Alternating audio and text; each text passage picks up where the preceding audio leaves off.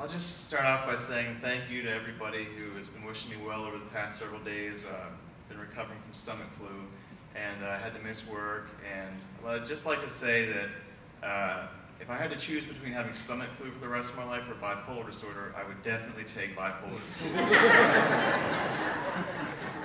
And I'm sure my employer would agree.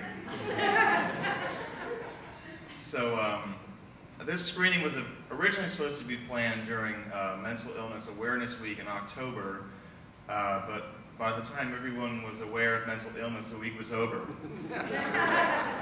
So that idea got scratched. I will also say that during this film I encountered a lot of stigma.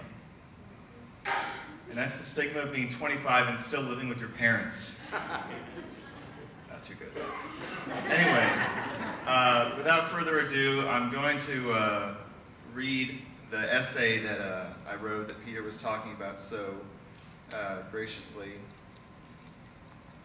And I'll just unfold it here. I have it memorized. Brushes with Life, the Journey of Art. Everyone who's ever picked up a paintbrush and touched a canvas knows the thrill and release of creation. The joy of pressing the shutter on an old Leica camera and hearing that click as you immortalize the look of a stranger, or a towering building or golden-hued sunlight resting on the treetops. The nurture of knitting, the mood of music, the praise of poetry, these are the pleasures of being an artist. There are artists who have spent hundreds of hours, thousands of dollars, and millions of moments of inspiration to be what they consider to be artists. Some measure their success in canvases sold, or a number of exhibitions, or word of mouth in their community. Many other artists don't consider themselves artists. They do their drawings in notebooks that never see the light of day, instead hibernating in bedside table drawers. They write poetry that plumbs the depths of angst and despair like Sylvia Plath. They create paintings that, like Van Gogh's, never get sold in their lifetime. Anyone who can afford the materials can be an artist. Getting your art shown is another matter. The trick to getting your art shown is twofold.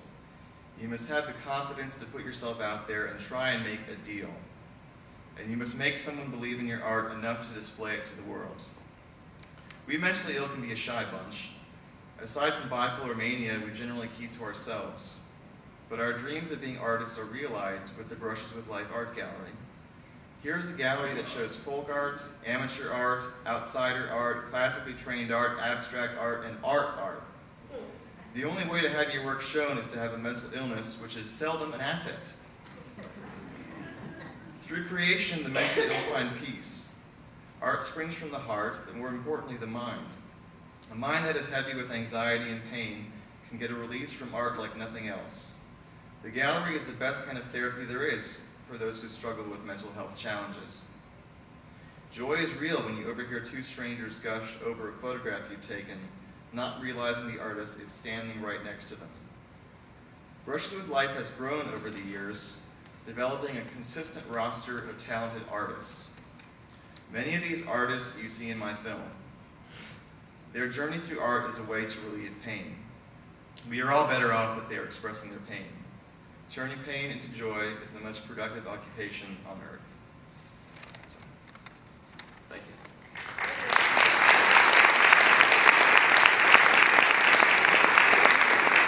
So before we start the film, I just wanted to say that it's rare that we get to hear the point of view of those with mental illness.